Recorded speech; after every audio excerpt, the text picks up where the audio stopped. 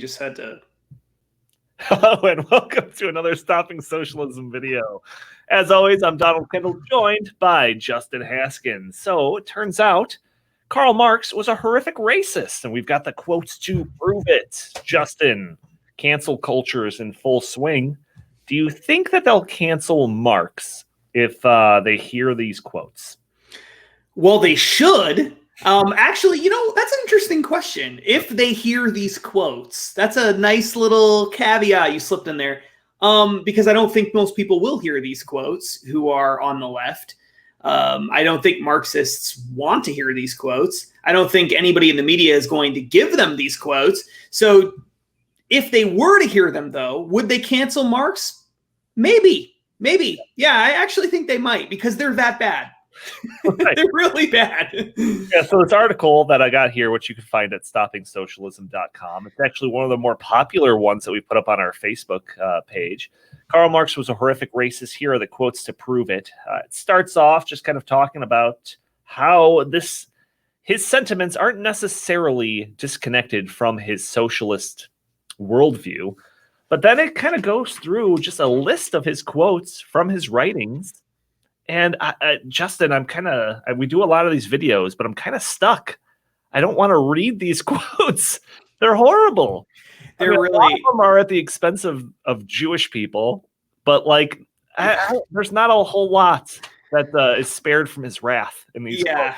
No. Karl Marx did not. It turns out Karl Marx didn't like a lot of different groups of people. He didn't like Jews. You pointed that out. He really didn't like Jews. Yeah. He didn't like Slavic people. He was very anti-Slavs, which I didn't even know was really a thing, but apparently that was a thing in Germany in the 1800s. He doesn't like black folks. That's for sure. There's a whole bunch of people in here who he goes after. There's no question about it. Some of these things, I think he may be anti-Catholic, but it's hard to tell. He's very anti-religious in general, so it wouldn't surprise me if that was the case. Some of these quotes I would love to read, but just can't. Yeah. Because they're that bad. Right. So we're going to try to stick to the ones that I think are actually possible to read without, having your house burned down by protesters. So Marx says that, obviously he believed that there would be a point where there'd be no need for nations because the workers of the world could unite without the need for countries. But before that could happen, the backwards people of the world would need to be eliminated or join the worldwide revolution for communism. He believed that this was inevitable and scientifically proven. Karl Marx seemed to be a man of science. All right. I'm going to go for one of these. Viewers, trigger warning. I apologize in advance. So this is a quote of Karl Marx, a writing from 1844. This is not Donald Kendal. This is not me. Seriously, I don't even know. What is the worldly religion of the Jew? Already dropping a hard J. Yeah. Huckstering. What is the worldly god? Money. Money is the jealous god of Israel, in face of which no other god may exist. Money degrades all of the gods of man and turns them into commodities. The bill of exchange is the real god of the Jew. His god is only an illusionary bill of exchange. I intentionally held this up in camera frame so it was clear that I was reading something. It's Justin. Do you want to roll the dice on reading one of those? First of all, I just wanted to say that some of the quotes that Donald just read didn't necessarily all fit together like that. They were sentences that were, different parts of the same writing from 1844. So they didn't all necessarily flow together like that. Does it matter? It does matter. I just want us to be accurate. I'm not trying to save Karl Marx. It was really, really terrible. I think this one actually has a little, because some of the things that Karl Marx wrote, I think there's like two different camps, right? Two different categories of horrible racist things that he wrote. Some of the racist things are just overtly, just horribly racist. And it's hard to see exactly how it connects to certain other things that he was related to his ideology. Actually, the quote that Donald just read is from an essay called On the Jewish Question. So it really is actually part of his ideology. But one of the quotes that I think really does kind of give us some insight into his ideas about communism is this quote that he wrote from this essay called The Russian Menace to Europe. This is from 1853. And in it, he says, this splendid territory, he's talking about the Balkans, has the misfortune to be inhabited by a conglomerate of different races and nationalities, of which it is hard to say which is the least fit for progress and civilization. Now, that sentence just in and of itself in today's world, that'd be the end of your career. Then he says Slovenians, Greeks, Wallachians, Arnauts, 12 millions of men are all held in submission by 1 million of Turks. And up to a recent period, it appeared doubtful whether of all these different races, the Turks were not the most competent to hold the supremacy, which in such a mixed population could not but accrue to one of these nationalities. So essentially here, he's talking in this section about how, kind of going to what Donald said before, there's this idea of progress, and there are these backwards people in society that are holding progress back. They're making it difficult for progress to occur, and that the more progressive nations, I guess you could say, are sort of swallowing up these different nationalities and races that are sort of smaller parts of these larger countries. And so for Marx, he saw this as actual progress. He believed that in order for things to improve in the long run for everybody, including for these different races we had a low opinion of,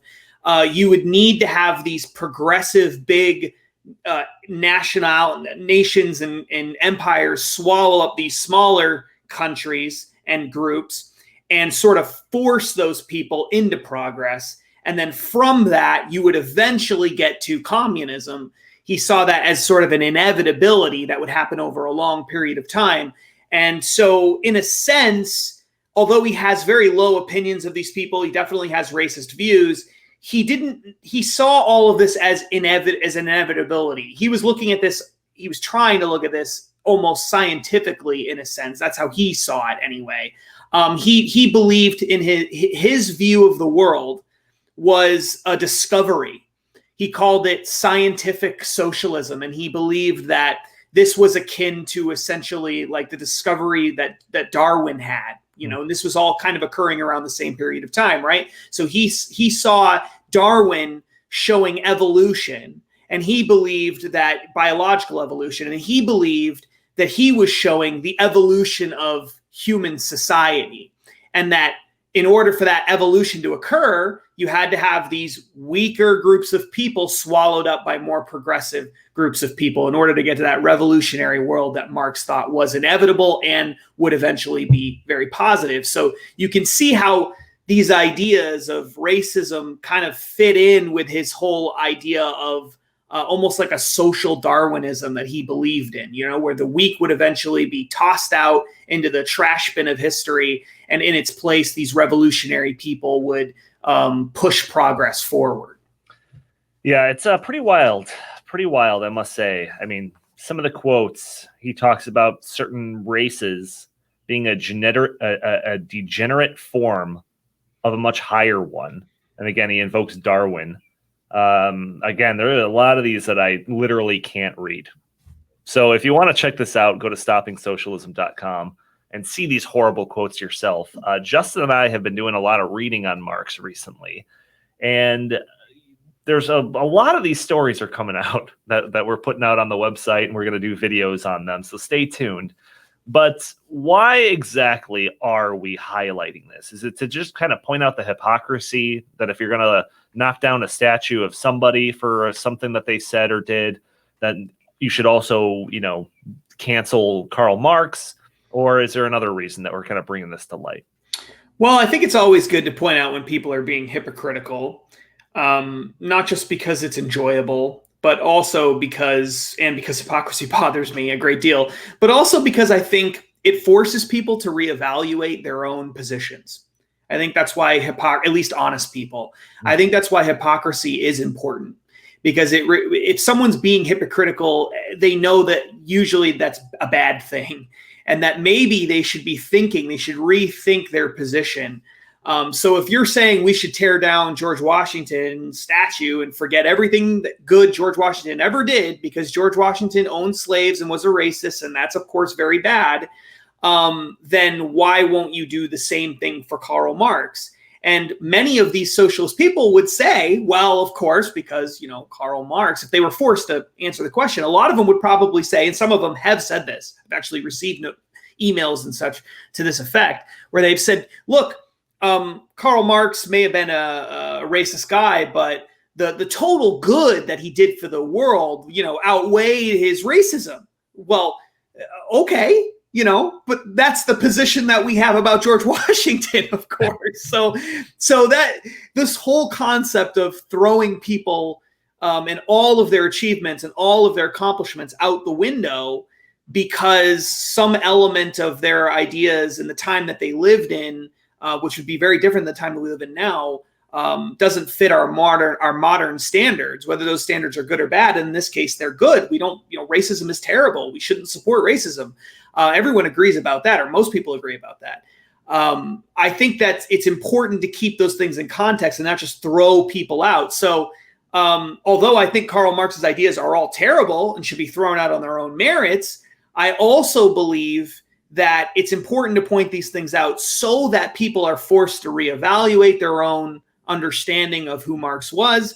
And also because he is treated in Marxist circles, not necessarily all socialist circles, but sort of in all socialist circles too.